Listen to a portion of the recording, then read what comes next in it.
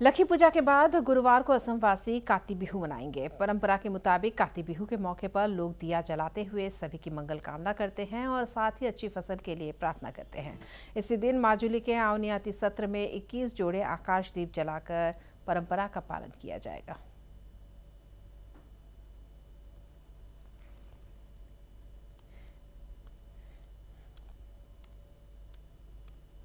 আউনীআটী সত্ৰৰ 371 বছৰীয়া এক গৌৰৱোজ্জ্বল ইতিহাস আছে এই আকাশবন্তি প্ৰজ্বলন।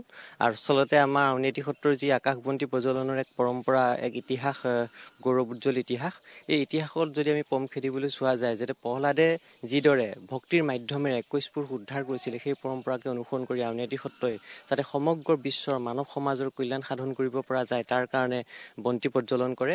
আৰু এই বন্তিৰ উচ্চ আকাশত জ্বলি যিদৰে মানুহৰ মন কলুষিত মন যাতে নাইকিয়া হয়, আকাশত যে এগছি বন্তি প্ৰজ্বলনে উদ্ভাসিত কৰি তোলে সকলোৰে যিখিনি মন প্ৰাণ যিখিনি আছে আধ্যাত্মিকতা পৰিৱেশলৈ মাজলৈ যাতে ৰূপান্তৰিত হয়, তাৰ কাৰণে এই আকাশবন্তি প্ৰজ্বলন কৰা হয়। আউনীআটী সত্ৰৰ যিখিনি কৃষ্টি সংস্কৃতি আছে ইয়াত সেইদিনা প্ৰদৰ্শন কৰিব কাতি বিহুৰ দিনা।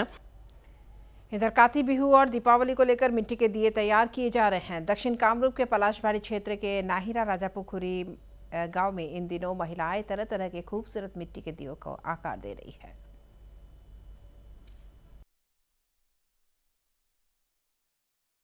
ছাতি বনাই কিনে প্ৰস্তুতি চলাইছোঁ।